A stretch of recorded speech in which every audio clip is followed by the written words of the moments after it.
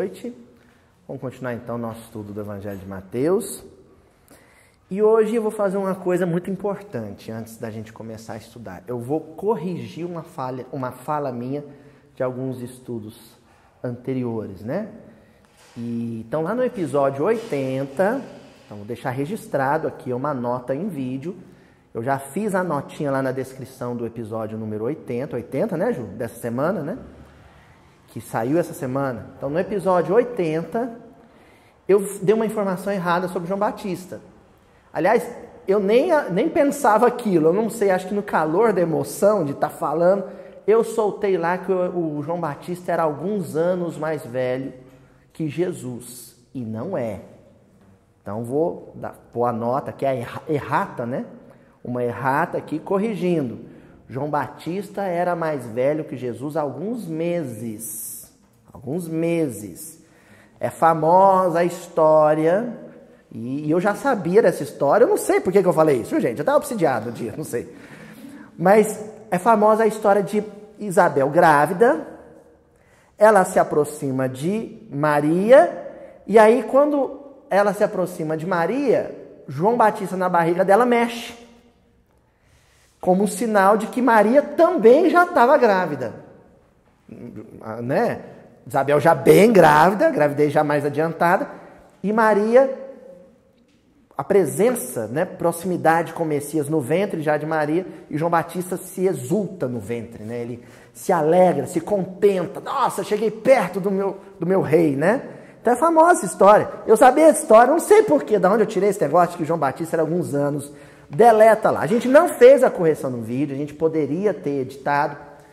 A gente sempre assiste os vídeos antes de publicar. Eu assisti, eu detectei o erro, o problema, mas a Juju estava com a demanda já de vídeos muito grande. Se eu voltasse o vídeo para ela voltar a editar, para renderizar o vídeo novamente, para depois pôr o vídeo para subir, isso ia empatar a fila dos vídeos. Então eu preferi publicá-lo do jeito que ele está e fazer uma notinha lá na descrição do vídeo e no vídeo de hoje aproveitar para fazer a correção, tá? Então no episódio 80, vocês desconsiderem quando eu digo que o João Batista é alguns anos mais velho que Jesus. Não é. Ele era mais velho que Jesus há alguns meses apenas. Deixa ele aí também para o pessoal ficar atento. Saber que no miudinho pode ter erro. Então, comentário é legal, quando fala, muito bom, gostei, maravilhoso, mas também a gente quer que o pessoal comente lá, olha, isso que você falou tá errado. Aí a gente vai, corrige, faz a notinha. Tá bom, gente? Só começando com essa informação, até porque ela acaba sendo um pouco relevante para o estudo de hoje. Porque hoje nós vamos dar prosseguimento na sequência de versículos em que Jesus fala sobre a missão de João Batista, mas aproveita para diferenciar o temperamento espiritual de João Batista em face à multidão, ao vulgo, mas também aproveita para diferenciar a condição de João Batista de mensageiro da condição de Jesus, que é a mensagem viva. Então, se João Batista é o carteiro, Jesus é a carta. E a população da Palestina na época e a humanidade inteira, na sequência, é o destinatário. Deus é o remetente. Definimos assim? Deus é o remetente, Jesus é a carta, João Batista é o carteiro, anunciando, chegou a carta. E a humanidade é o destinatário, é quem vai decifrar as mensagens, as lições contidas na vida de Jesus, na carta viva que ele representou para todos nós. Tá bom? Hoje o versículo 13, da sequência da semana passada. Semana passada Jesus afirma que só terá o reino de Deus quem se esforçar, quem se submeter a um processo de esforço, de vitória íntima, de conquista, quem vencer a si mesmo. E vencer a si mesmo é abraçar muitas vezes o sofrimento, a dificuldade, mas abraçar não de forma comodista ou conformista, abraçar de forma crítica, né? Crítica, que eu já disse algumas vezes, critério, crítica, crise também, todas essas palavras vem do mesmo radical grego, kri, que é separar. Cascalho de diamante. Então, momentos de crise, momentos críticos, são aqueles em que nós devemos realizar uma autocrítica. E para fazer autocrítica, para separar no próprio coração o que é lixo, o que é entulho, o que é cascalho, o que é desnecessário, daquilo que é virtude, que é brilhante, que é diamante, isso exige de qualquer pessoa esforço. Né? Bom, hoje o versículo número 13, Jesus está encerrando a fala dele dizendo assim: porque todos os profetas e a lei profetizaram até João. Aí um companheiro pegou e questionou: esse até João, que é o que nós vamos pôr em destaque, vamos ler mais uma vez o versículo, né? Sempre leio duas. Toque da Luísa, lê duas vezes o versículo. Porque todos os profetas e a lei profetizam até João. Vamos destacar esse até João. Aí o companheiro perguntou assim: o até João aí é também João? Né? Tipo, até tu, Brutus, meu filho, lá o Júlio César falou. A lei, os profetas e também João. É isso? Todos eles profetizaram. A lei, os profetas e também João. Não, primeiro que seria necessário aqui colocar uma vírgulazinha ali. Né? O até aqui é uma palavra grega, eos. Eos. Eos quer dizer período, um tempo específico, um momento específico. Está relativo a tempo.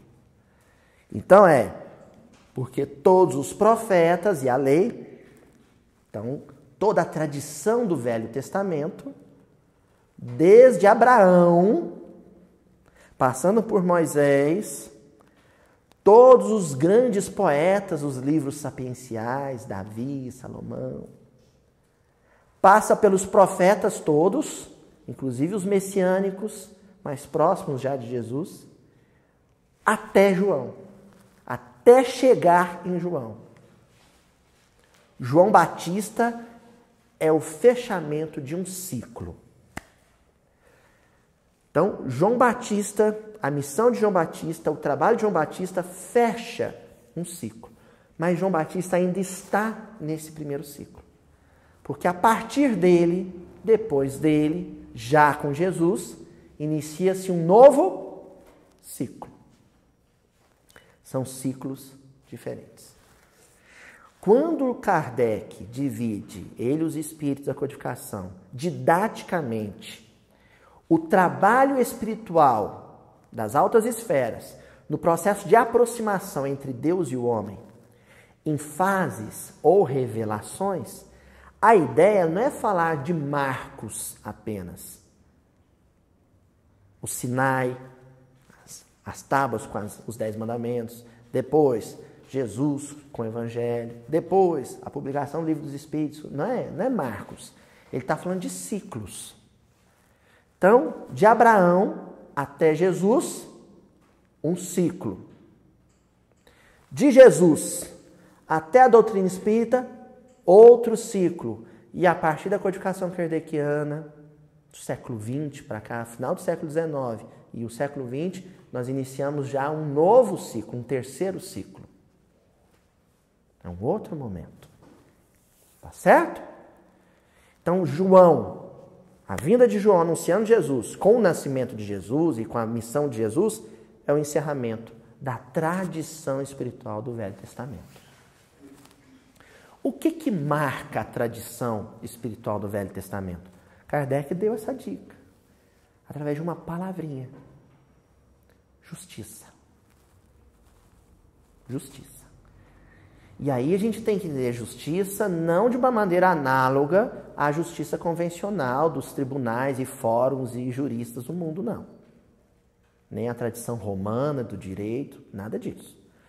Justiça é a forma vernáculo, né, a palavrinha em língua portuguesa que nós temos, para uma raiz, que é tzedek, uma raiz espiritual que é a palavra tzedeque, uma palavra hebraica.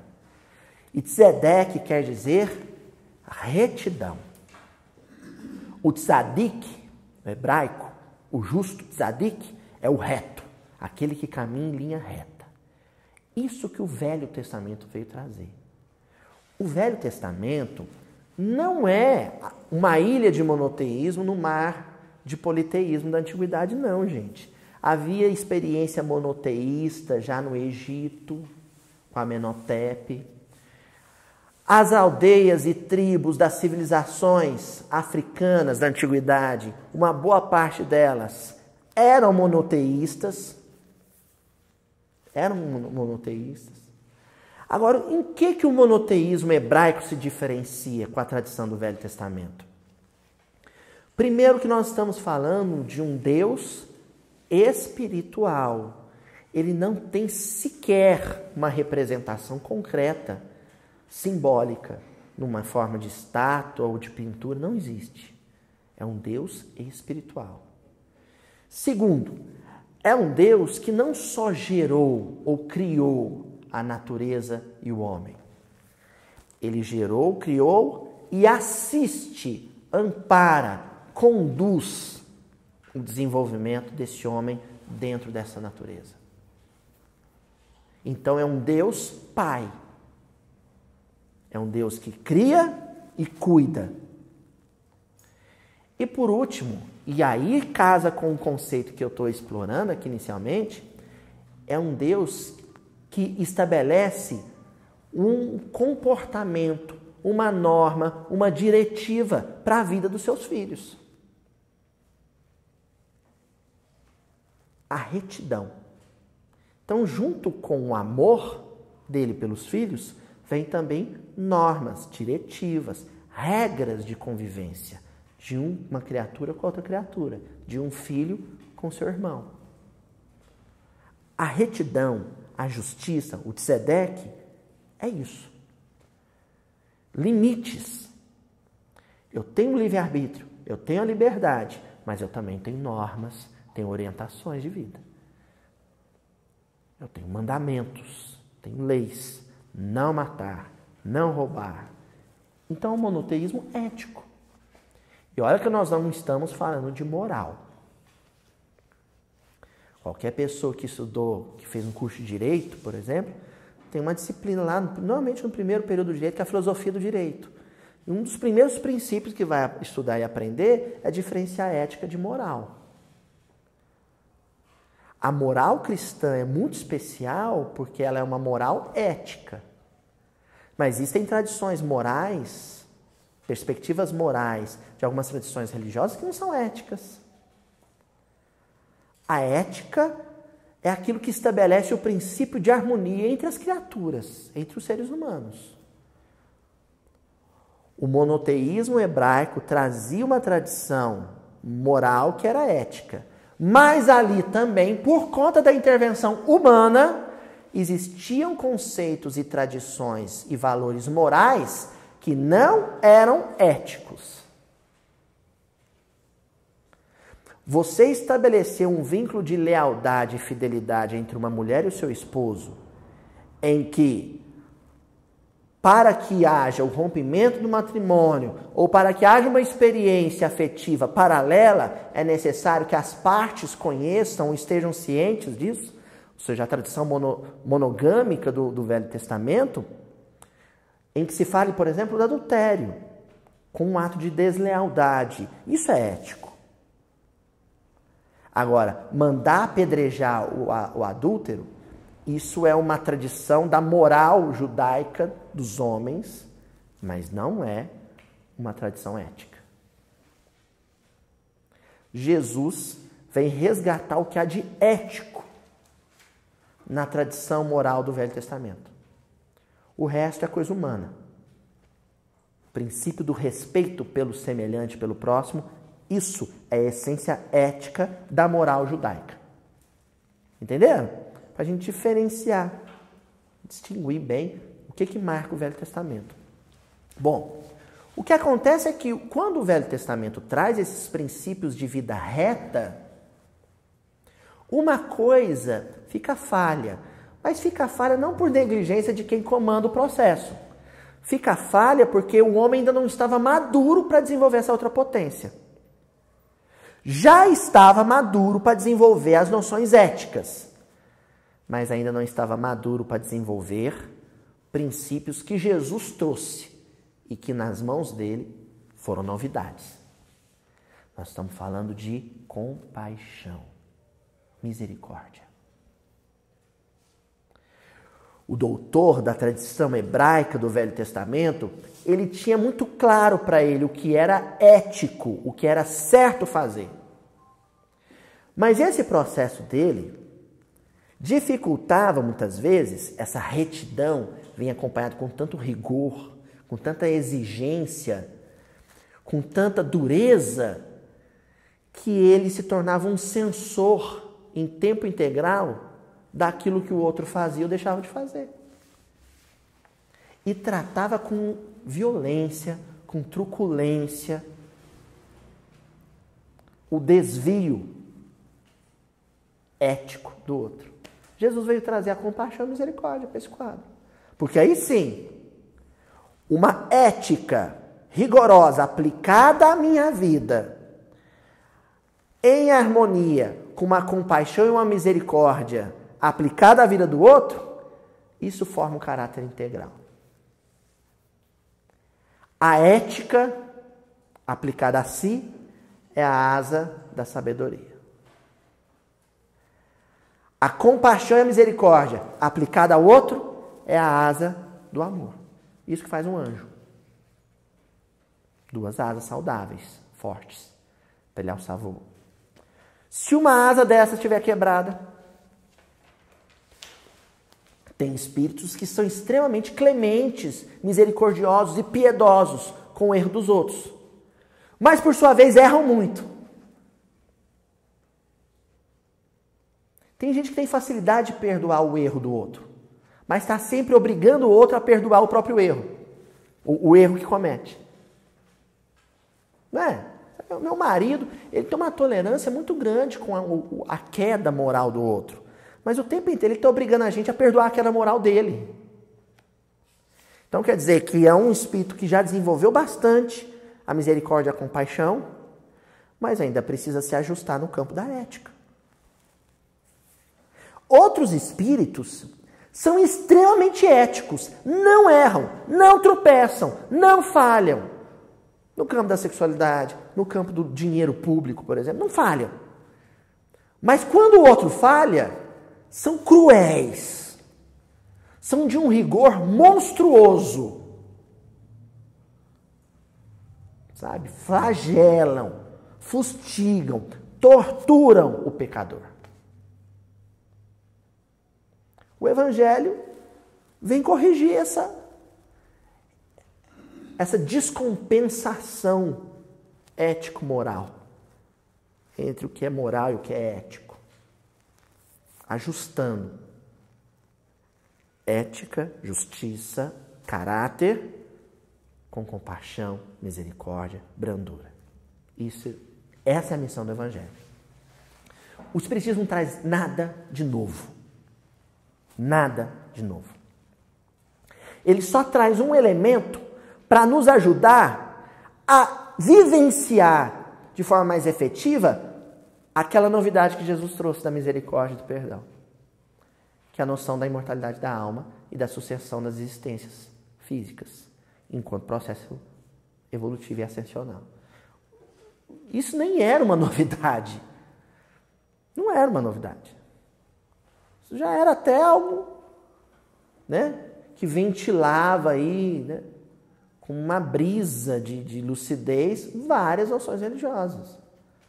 Mas ao associar isso com misericórdia, aí sim, aí o Espiritismo surge marcando o início de um terceiro ciclo.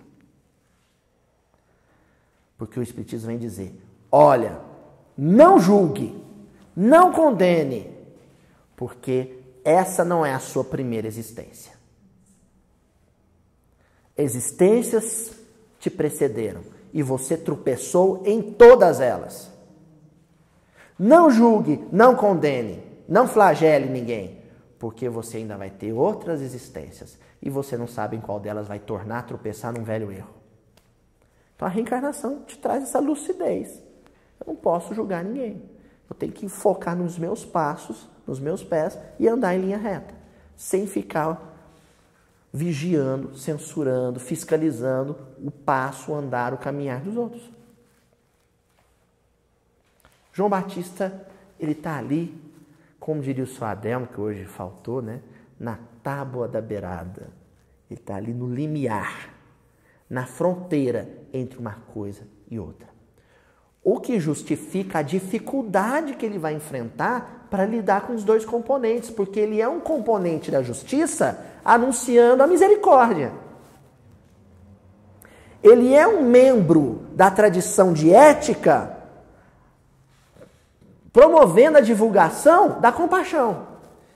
Então, ele tem que fazer a transição nele mesmo para facilitar a transição nos outros. João Batista está vivendo esse processo. Daí ele mandar fazer a pergunta para Jesus. Você é quem eu penso que você é realmente ou você é outra pessoa? Você é o Messias que vem marcar uma nova tradição, um novo ciclo, do culto à misericórdia e à compaixão? Ou você ainda é da velha tradição, do culto à ética e à justiça? Ele desconfiava e anunciou e divulgou realmente o Cristo da misericórdia, mas às vezes carregando a tinta, sabe? Exagerando um pouco na questão da justiça e da ética. Quando ele pegava o sujeito, mergulhava nas águas do Jordão e deixava ali implícito, numa mensagem para o inconsciente coletivo, que Deus oferece a misericórdia da reencarnação para todo mundo, o mergulho na vida física, num corpo que é quase todo feito de líquido, quando ele fazia isso, é ele anunciando a boa nova.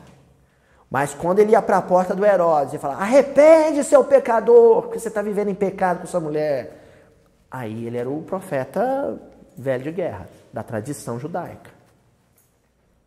Se ele bobeasse, ele caía nos mesmos erros que ele cometeu como Elias, mandando decapitar a gente e tudo mais.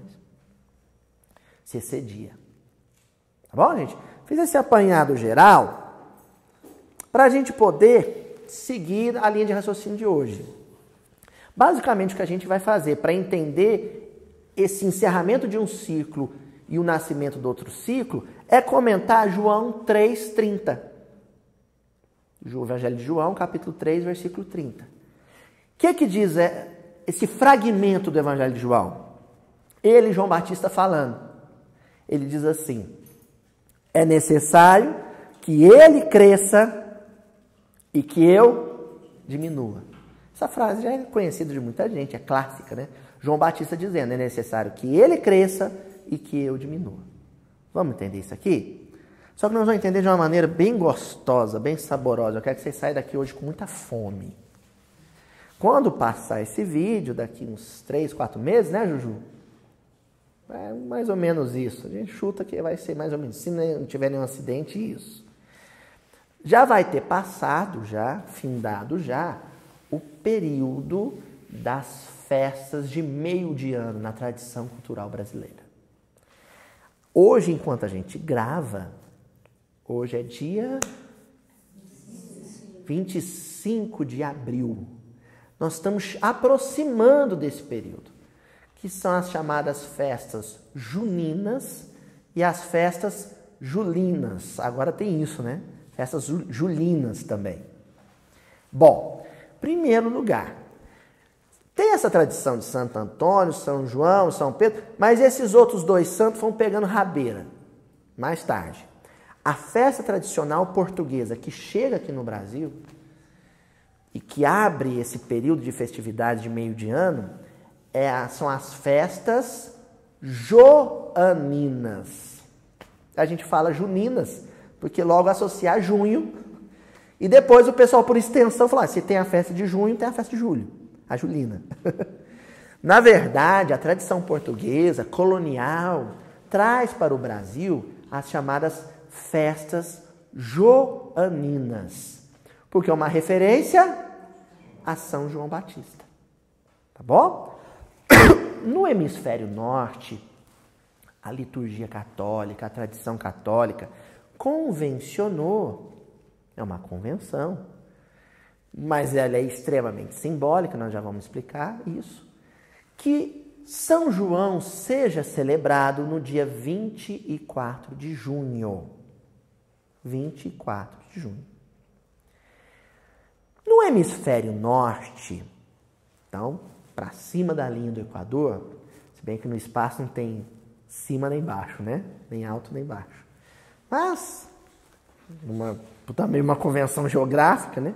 Para riba da linha do Equador, no hemisfério norte, o 24 de junho está perto do solstício de verão, que, se não me falha a memória, no dia 22 de junho. No hemisfério norte, as 4 estações são bem delimitadas, sabe? As características climáticas, né? O comportamento das plantas, dos animais, definem muito bem o que é verão, o que é inverno, o que é outono, o que é primavera. O solstício de verão marca o início do verão, com uma peculiaridade astronômica, em função do processo de translação, então nós estamos falando aqui do movimento de translação, né? O movimento da Terra em torno do Sol. Em função disso, os dias, a partir do solstício de verão, mas sobretudo o dia do solstício de verão, dia 22 de junho, o dia é mais longo e, portanto, mais claro. No final do ano, lá no hemisfério norte, não vale para cá, lá no hemisfério norte, tem o solstício de inverno. E o solstício de inverno é marcado justamente ali pelo final de dezembro. Agora eu não me lembro direitinho, 23? 21, né?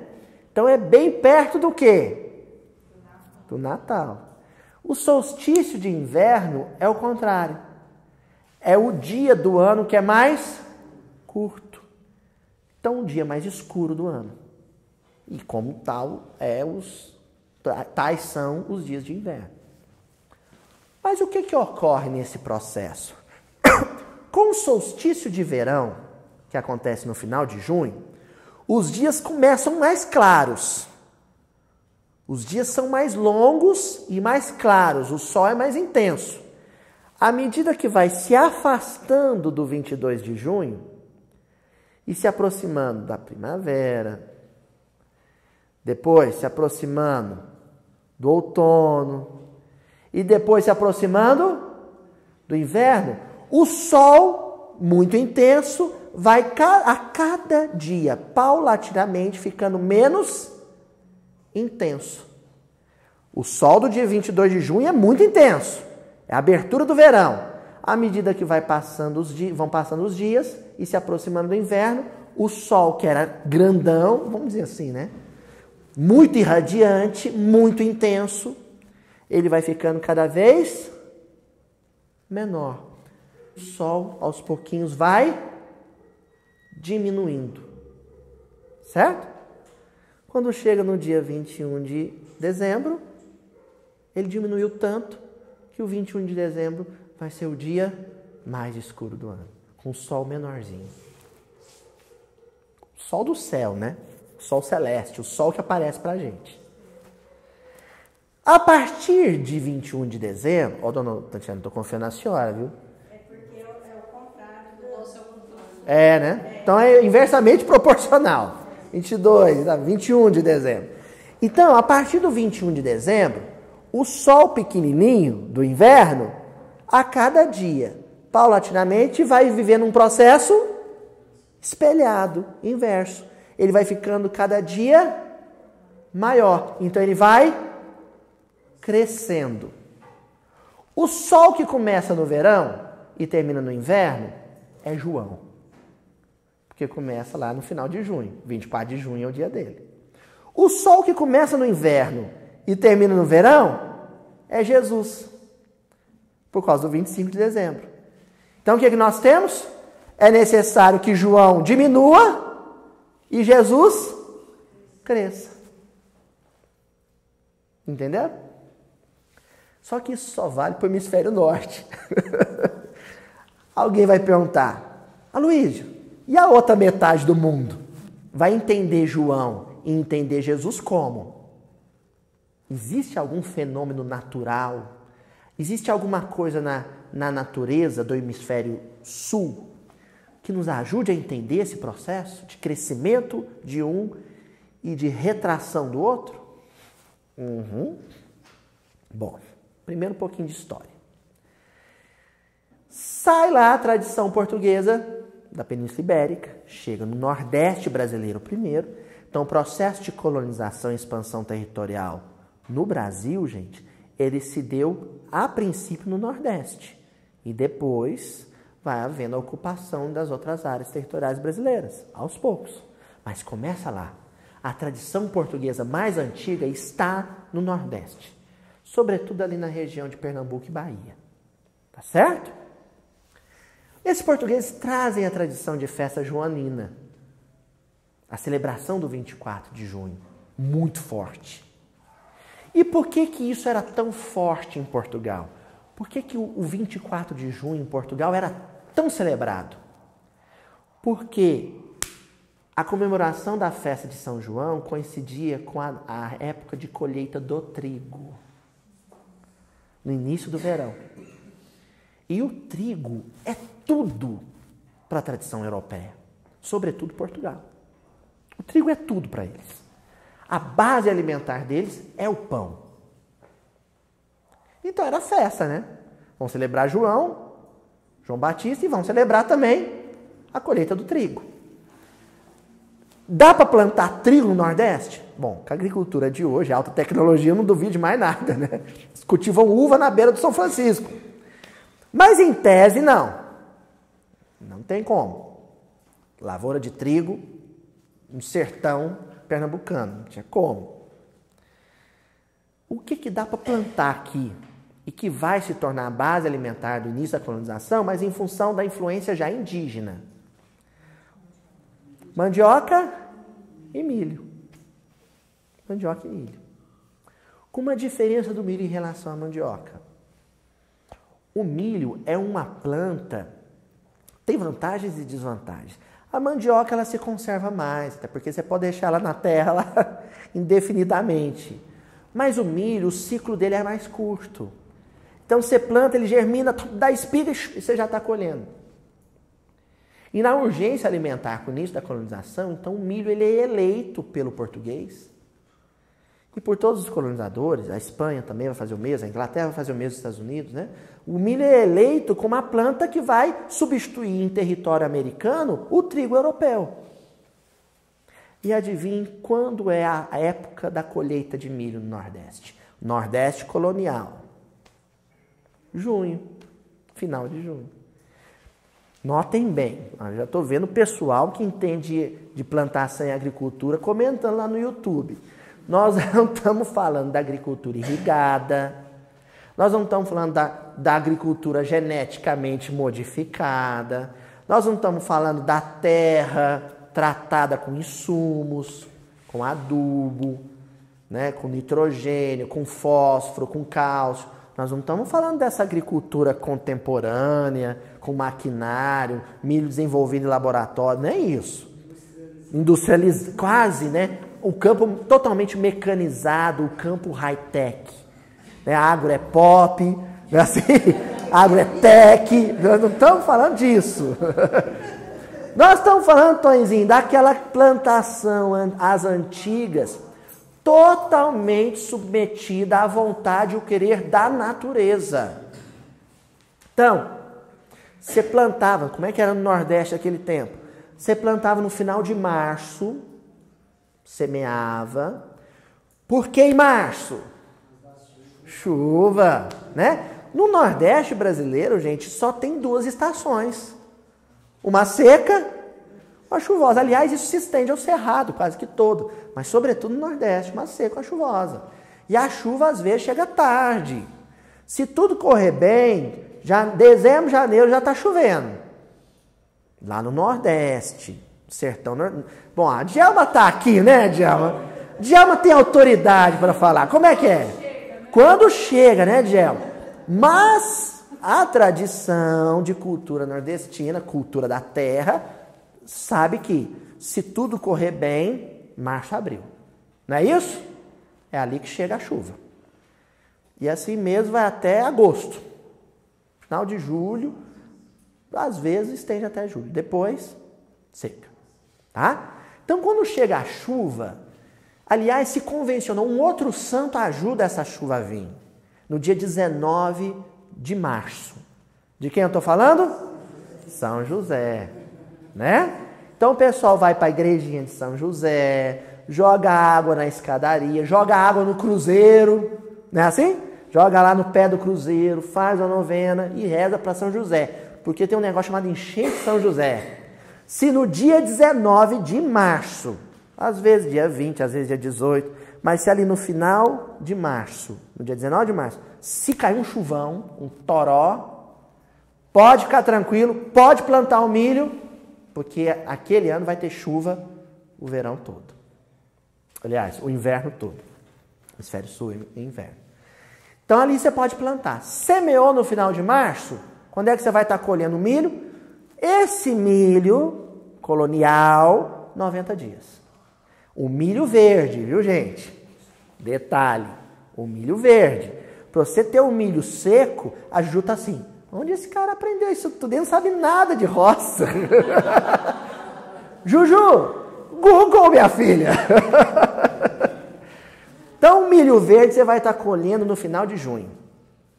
Final de junho, você está colhendo.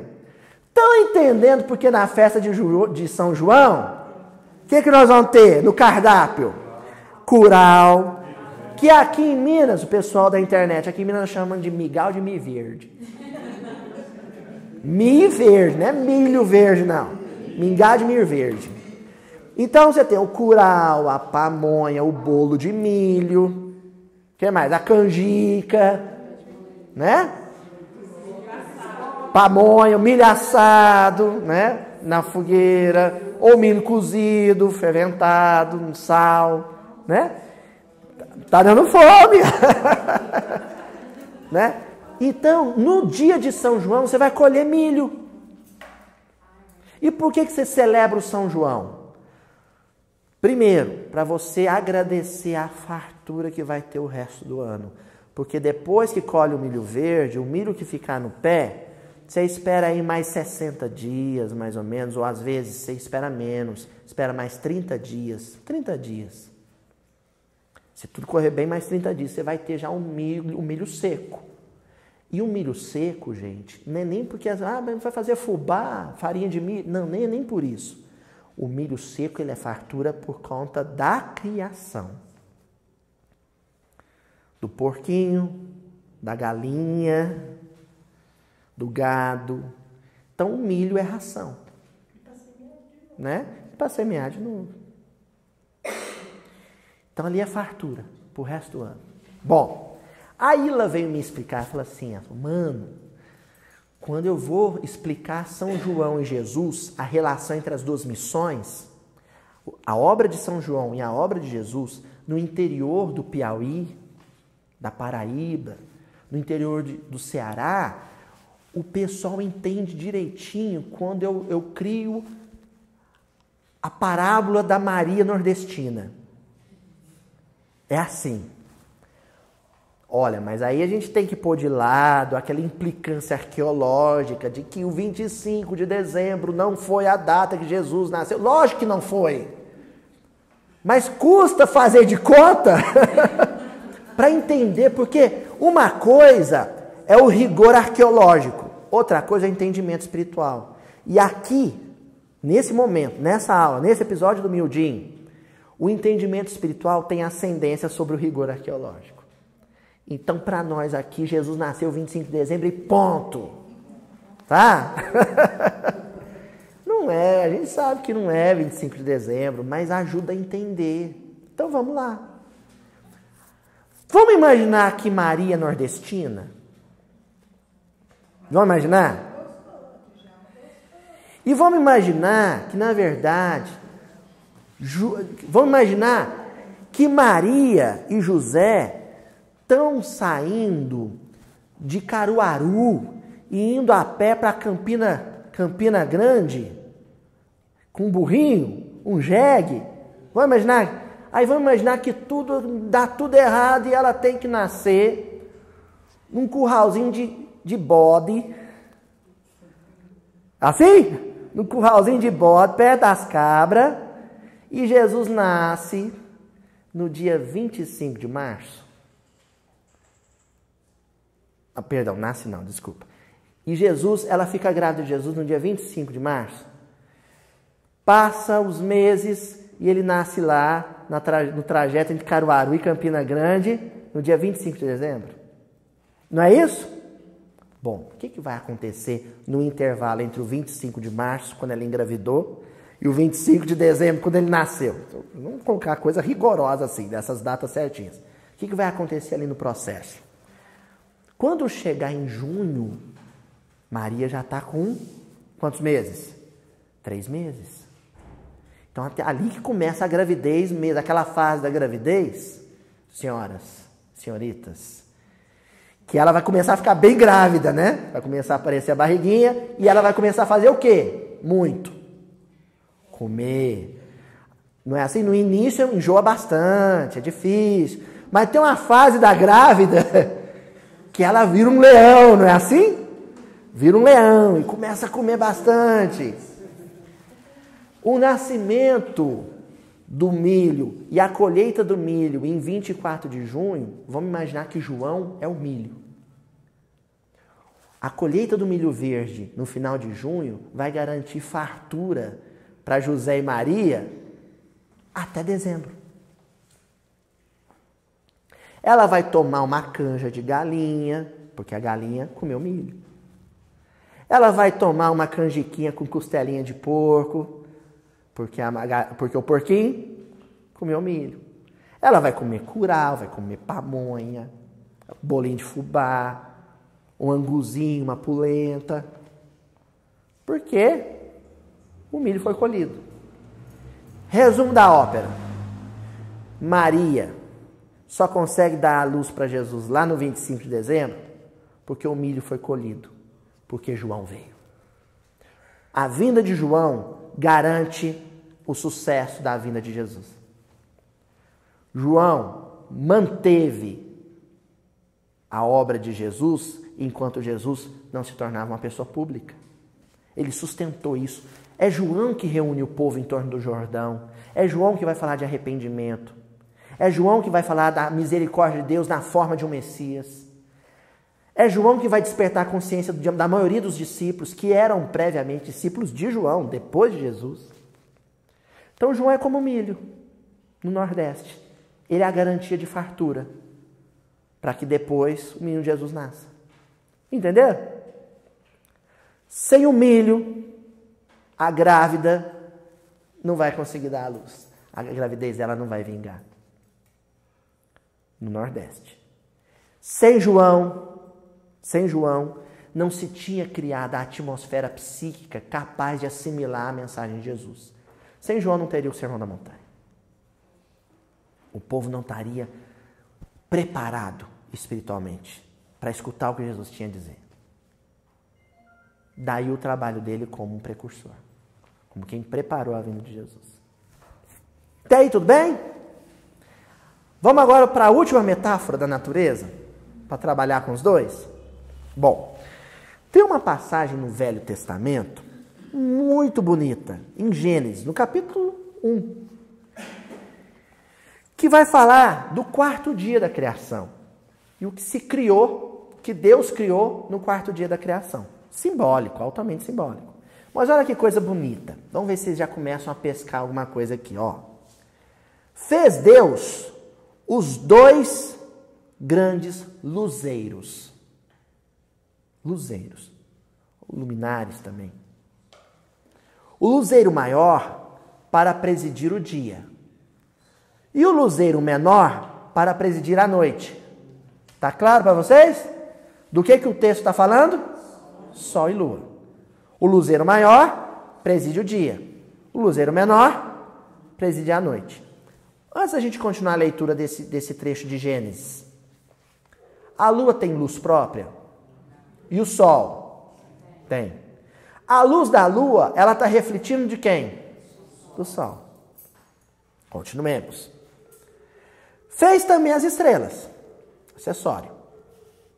Deus os colocou no firmamento do céu para alumiar a terra, para presidir ao dia e à noite, e para fazer separação entre luz e trevas. O luzeiro do dia e o luzeiro da noite deveriam separar claramente o que era dia e o que era noite, o que era luz e o que era trevas. E viu Deus que isso era bom. Houve tarde e houve manhã, dia 4º. Então é o 4º dia da criação. Jesus, então vou falar de João primeiro. João é o luzeiro da noite. Ele é a lua colocada no céu, refletindo para nós, de forma indireta, a luz que provinha do Cristo. Mas eu estou falando João, não só o filho de Isabel e Zacarias, eu estou falando João na sua experiência anterior também, como profeta Elias.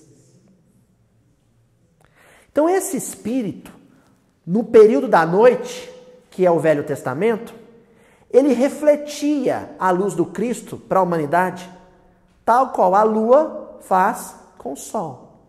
Então o Velho Testamento é esse período noturno, em que as pessoas já estavam sendo banhadas pela luz de Jesus, mas através dos profetas, a lua e as estrelas. João como o maior dos profetas, o maior dos luzeiros noturnos, que é a lua.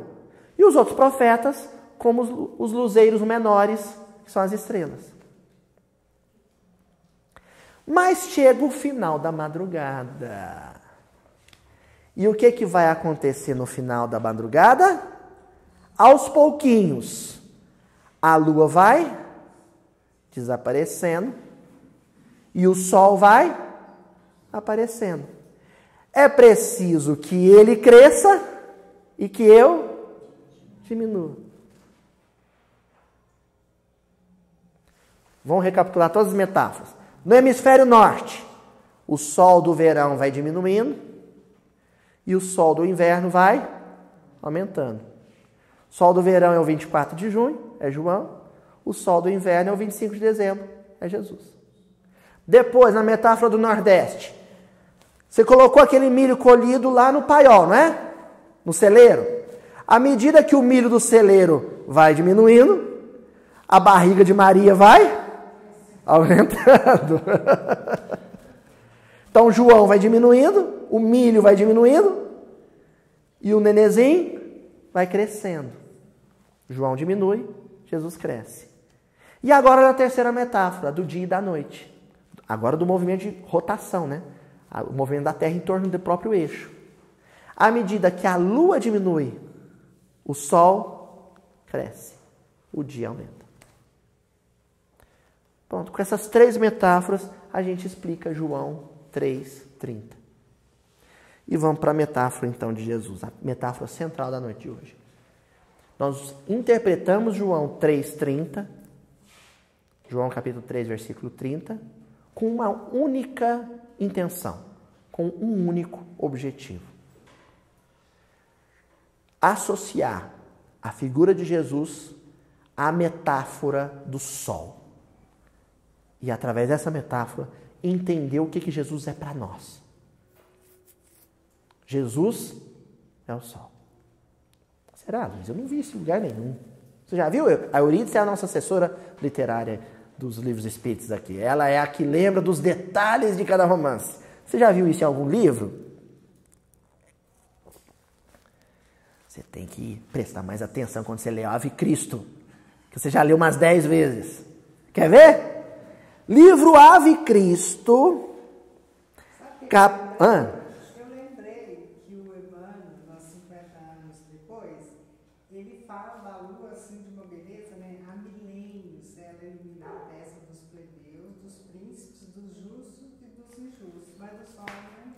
Tá vendo? A Eurídice, ela é terrível. A Eurídice não tem jeito. Ela não lembrou nos 50 anos depois, Emmanuel falando da Lua. E quando você falou agora dos milênios, eu lembrei de uma outra coisa. Que um amigo Rogério, lá de São Paulo, lembrou. Tem uma obra que se chama... agora me fugiu, As 4 Babilônias. O Haroldo adora esse livro. O seu Honório gostava muito desse livro também. O Afonso gosta muito desse livro. Agora me fugiu da memória os detalhes da obra. As 4 Babilônias, acho que é isso mesmo. E lá nas 4 Babilônias tem uma relação entre os dias da criação, primeiro dia, segundo dia, terceiro dia, como um correspondente em forma de milênios. Nesse sentido, quando diz aqui, no Gênesis, que a gente leu, né? Gênesis capítulo 1, versículo 16 e 19. Quando fala que os luminares, ou os luzeiros, surgiram no 4º dia, a lua, o 4º dia corresponde ao 4º milênio, a partir de Adão. O 4º milênio, a partir de Adão, é justamente o milênio em que João Batista reencarna primeiro como Elias, depois como João Batista. Então, o 4º dia. O luminar, o luzeiro, veio no 4º dia, no 4º milênio. Aí depois de Jesus, mais 2.000 anos, hoje, agora a gente faz 6.000 anos de Adão até aqui. Adão simbólico. Adão, raça adâmica. Né? Então, desde milênios, a lua nos ilumina. É Elias, é João Batista. Né? Bom, mas lá no Ave Cristo, Dona Eurídice, se fala do sol, no capítulo 1. O Ave Cristo é um romance que inicia com a fala brilhante de um espírito chamado Clódio. Lembra? Lá na vida espiritual ainda. Quinto Varro, assimilando aquelas lições maravilhosas. E o Clódio, ele começa dizendo assim: o sol que jorra bênçãos sobre o mundo incorpora-se à natureza, sustentando-a e renovando-lhe as criações. Aí eu sublinhei, sustentando e renovando. O sol que faz cada ser vivo ficar de pé, mas também é o sol que permite que cada um tenha energia para caminhar. Então, o sol que nutre as plantas nutrem os animais, os homens. Então, ao mesmo tempo que ele faz a gente se sustentar, permanecer vivo, ele também nos permite ter energia para produzir e trabalhar. Aí, no final da fala dele, ele diz assim: a folha da árvore, o fruto, o nutriente, o cântico do ninho e a riqueza das colmeias são dádivas do astro sublime, materializadas pelos princípios da interna inteligência. O ninho do passarinho, a colmeia da abelha, a flor que desabrocha, só acontecem esses fenômenos todos por causa do astro rei, da luz do sol. Fecha o Clódio. Cristo é o sol espiritual dos nossos destinos. Ele está dizendo que sem Jesus a gente nem para em pé, que dirá caminhar. Sem Jesus a gente murcha. A plantinha sem sol? A Juju insiste em criar orquídea no nosso apartamento, não tem sol. Aí não fica uma flor inteira. Tem espírito que se nega a si mesmo, Jesus. E aí fica que nem essa florzinha lá da orquídea da Juju. Murcha. Morre. Espiritualmente morre. Porque Jesus é o sol dos nossos destinos. Eu não sei se é nos Estados Unidos ou nos missionários, né? Que o Senhor Evangelho fala que o sol é a maior manifestação de vida na Terra. Então, sem Jesus, não tem vida. Sem o sol, o astro, o sol estrela, a nossa estrela do sistema solar, não tem vida física. Sem Jesus, não tem vida espiritual. E a gente morre espiritualmente, sim. Não tem a morte, fim de tudo, a afinidade, isso não existe. Agora, tem aquele sujeito que está tão apático, tão desalentado, ele está tão... E o cara está morto. É um zumbi. Vai ficando até pálido. Falta vitalidade. Lá no mesmo capítulo, Eurídice, falando com a Eurídice, que eu sei que ela adora esse livro. Minha avó tivesse aqui, ela ia adorar também. No mesmo capítulo, antes da primeira existência, da primeira experiência do Quinto Varro com o Tassiano Varro, com o filho Tassiano, ele precisa animar o filho. Fala, não, vamos lá reencarnar que eu vou com você. E aí ele fala o seguinte para o Tassiano, eu acho isso muito bonito. Em breve tempo, regressaremos à escola da carne. Nós dois vamos reencarnar, meu filho. Serás para mim a estrela da manhã, indicando-me a chegada do sol de cada dia. Tá. O sujeito acabou de escutar o benfeitor Cláudio falar que Jesus é o sol dos nossos destinos. Aí ele vira para o filho, custoso, um espírito duro, e fala, meu filho, se você vai ser a estrela matutina, e através de você eu vou encontrar o sol de cada dia. Porque primeiro surge a estrela d'alva, não é assim? Aí a gente vislumbra, lá no hemisfério norte é diferente, né? Se não me engano é a ursa maior, a estrela polar, se não me engano. E aí identifica a estrela no horizonte, na madrugada, assim, antes do alvorecer. Então ela prenuncia o surgimento do sol. Ô Luiz, mas espera, o Tassiano é um carne de pescoço, difícil, custoso, violento, materialista. Mas a gente só encontra Jesus através das pessoas difíceis. Aquele parente, aquele familiar, aquele amigo, aquele vizinho, aquele colega de serviço, aquele filho, aquele esposo, aquela esposa mais custoso. Ele anuncia Jesus para a gente. Como se o Quinto Varro dissesse, Tassiano, cada vez que você me fizer chorar, você vai estar me aproximando de Jesus. Por isso nós precisamos dessas pessoas difíceis na nossa vida. O sujeito ia lá no Chico e falava assim, através do Chico, através de uma palestra do Haroldo, eu conheci Jesus. Você não procuraria o Chico, você não procuraria a palestra do Divaldo, o livro do Emmanuel, se alguém não tivesse te testado, te levado ao limite da emoção. Com vida boa, gente, né? Mar calmo não faz bom marinheiro. Te testou, te levou ao limite, você procurou conforto, procurou consolo. Então a convivência com o Tassiano é que ia fazer o Quinto Varro estar sempre buscando Jesus. Ele é a garantia. Por isso que a gente não reencarna com um filho difícil. Por isso.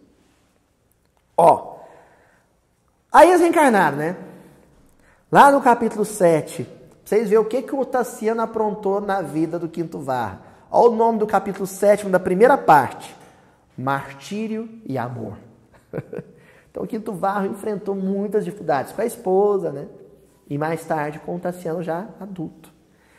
E aí ele tem uma conversa com o Tassiano em que ele diz assim, qual acontece ao menino inconsciente na infância terrestre que se desenvolve sem perceber a grandeza do sol ao sol, que nos sustenta, seguimos na senda humana ignorando a infinita sabedoria que nos ampara e dirige.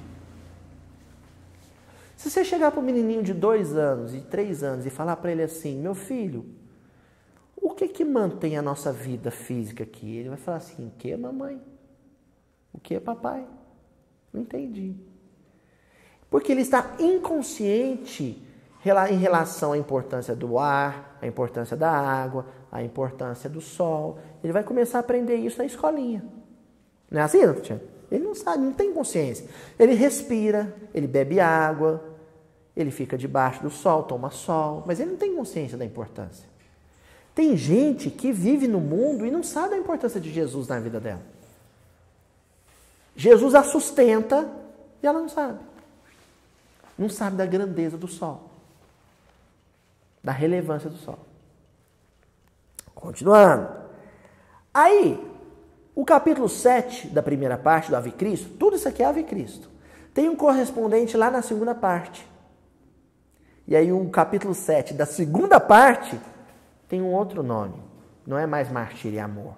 Agora é sacrifício. O 7, a gente já falou, né? Tantas vezes aqui. O 7 é o que mesmo? Um número na cabala judaica, tradição, que a gente relaciona a quem? O amor de Deus. A perfeição de Deus. Poxa, então nos 2 capítulos 7, da primeira e da segunda parte do livro, um chama amor e martírio, o outro chama sacrifício. Isso tem relação com Deus? A oportunidade de sofrer por amor a alguém é a maior manifestação de Deus nas nossas vidas. Quando Deus coloca na nossa vida alguém que testa o nosso amor e que, consequentemente, faz ele crescer a todo tempo, isso é Deus dizendo para a gente, ama. Ama. O quinto varro já desencarnou, já reencarnou. Primeiro ele foi o irmão Corvino, aí ele reencarna e vai ser uma criancinha chamada Quinto Celso. E ele vai ser criado por uma das personagens, a mãezinha de criação dele, que é a Lívia. E aí, num dado momento, o Quinto Celso, criancinha, que é o quinto varro reencarnado, né? Não vou dar um detalhe não, que é para vocês lerem o livro. O Quinto Celso vira para a mãe de criação, para a mãe adotiva, a Lívia, né? Já cega, ela já está, filha do Basílio, né? Ela já cega, já. A Lívia ele chega para a Lívia e fala assim, onde está Jesus, mãezinha? Quer dizer, o quinto varro, é criança, mas é o quinto varro, né? As perguntas é tudo nesse nível, né? E aí chega para ela e fala assim, onde está Jesus? Onde é que eu encontro Jesus? E ela dá uma resposta que, se não for o comentário do versículo de hoje, não sei mais nada de miudinho, viu? Ela diz assim, segue-nos passo a passo, meu filho. Sabe quando nos esforçamos por imitá-lo. O que a gente comentou semana passada mesmo? Sobre esforço. E conhece-nos as faltas e fraquezas. Assim como o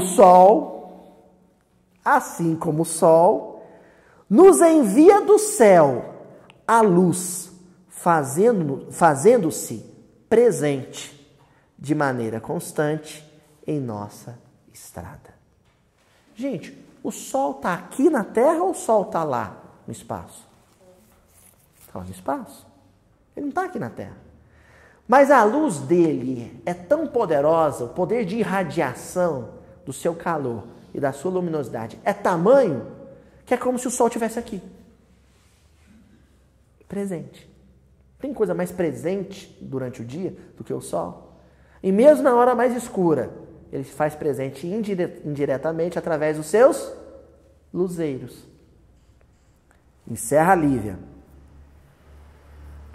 Também o Senhor é o divino sol de nossas almas, a iluminar-nos por dentro, despertando-nos para o bem e guiando-nos à vida imortal. Jesus, ele não brilha fora de nós. Quem faz isso é o sol estrela, o sol astro. Jesus brilha em nós por dentro. O frio que ele afugenta da nossa vida é o frio da alma. A escuridão que ele espanta é a escuridão do coração. Ele é o nosso sol interior. Certo? Falta 5 minutos. Adivinha que eu vou trazer para a conversa nossa aqui agora? Paulo e Estevão. Lógico. Vocês acham que não ia estar falando de sol no Paulo e Estevão? Livro Paulo e Estevão, segunda parte, capítulo 4 do livro Paulo e Estevão. Já na segunda parte, já, capítulo 4 da segunda parte. Primeiros labores apostólicos. O Barnabé e o Paulo, já na primeira peregrinação dos dois, né? Eles tinham acabado de conhecer e tinham travado relações com agora me fugiu o nome, do Paulo. Primeiro Paulo, que foi curado pelo Estevão. Euridice, me ajuda aqui agora. Sérgio Paulo, obrigado, é filho de peixe, peixinho, né? O Sérgio Paulo tinha sido curado, de novo agora, pelo Paulo e pelo Barnabé, e os dois estavam conversando sobre ele. E é justamente aquele momento em que, em homenagem ao Sérgio Paulo, ao que o Sérgio Paulo representou para Estevão, o Barnabé chega para o Paulo e fala: você precisa do nome cristão agora, para simbolizar que você mudou de vida. E aí ele muda o Saulo, Shaul, né, o Saul hebraico, para Paulo, o nome latino. Paulus. Né? Então, lá no capítulo 4, o Paulo responde assim para o Barnabé, sobre qual nome ele queria. Né? É muito significativo para mim que um chefe político, ele está falando do Sérgio Paulo, seja atraído para Jesus. Aqui, quando eu li isso aqui, eu parei e falei assim, gente, os espíritas do Brasil estão querendo pegar nossos chefes políticos corruptos, mandar eles para o chupão, um planeta primitivo. Esse chupão, nem sei onde o povo foi buscar isso, mas eu já ouvi alguém falando que existe um planeta terrível para onde vão todos os espíritos empedernidos. Enquanto o povo quer mandar o chefe político para o inferno, literalmente, o que o Paulo queria fazer? Aproximá-los de Jesus. Vou repetir. É muito significativo para mim, Paulo, que um chefe político seja atraído para Jesus. Por nosso intermédio, mesmo porque nossa tarefa conclama os gentios, povo pagão, politeísta, ao sol divino do evangelho de salvação. De que Paulo chamou Jesus? Sol. O evangelho é o sol.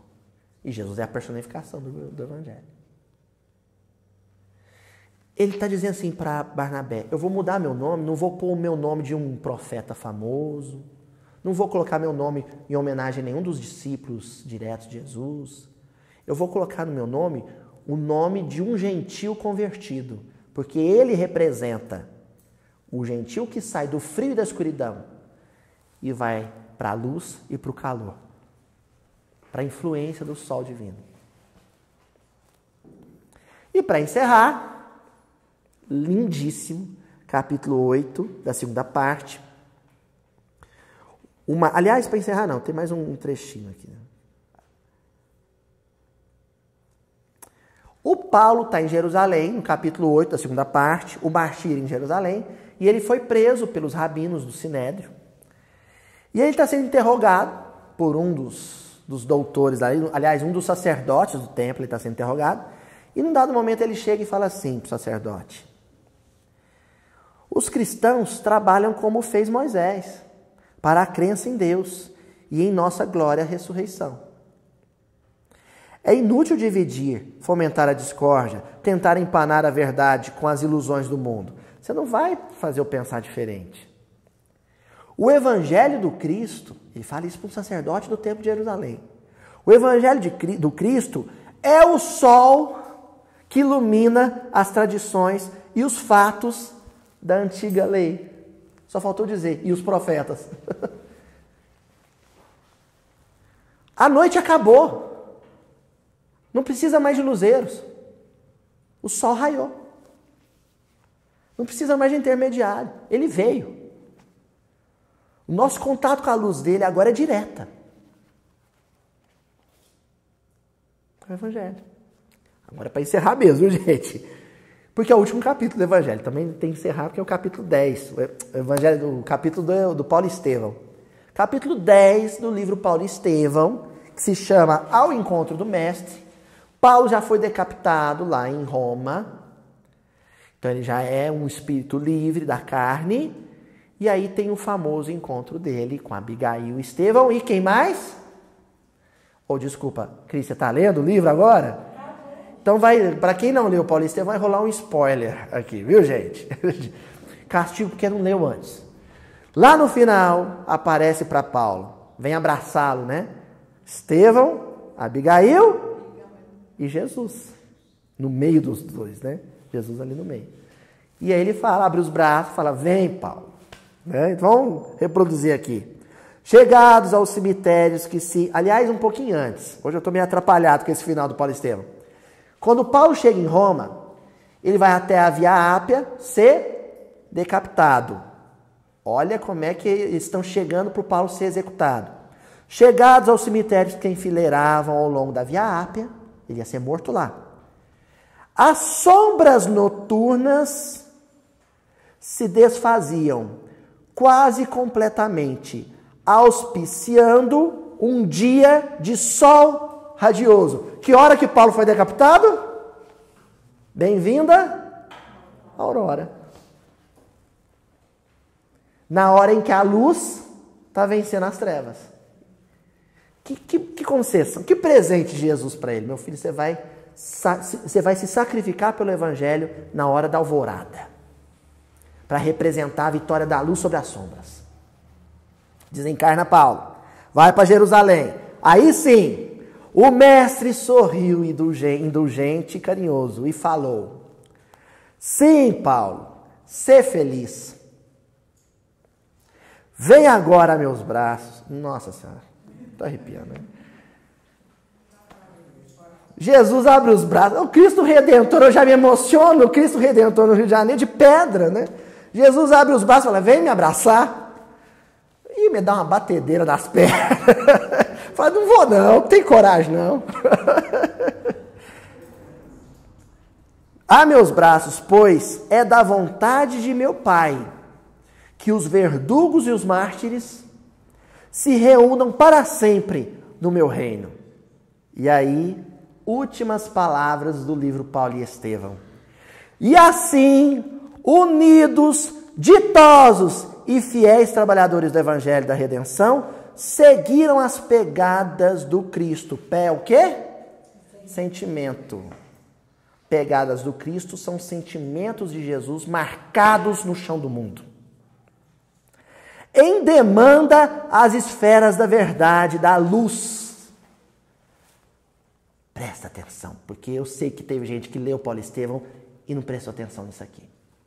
Lá embaixo, Jerusalém contemplava, embevecida, o dilúculo vespertino, o poente, o ocaso. E o ocaso é o inverso da aurora. No ocaso, quem está vencendo? As sombras.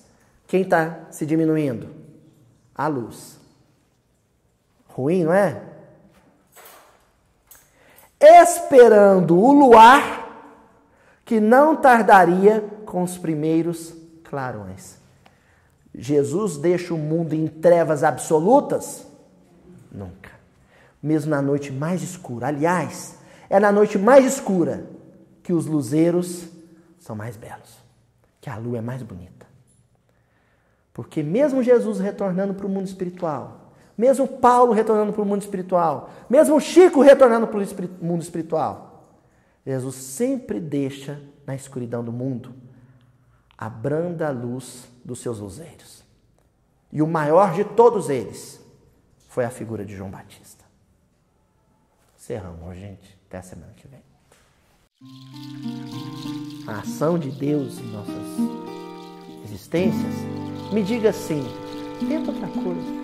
Eu preciso que Ele diga para o meu esforço, age. Sabe qual é o mecanismo que nos convida ao esforço próprio de mudar de hábito?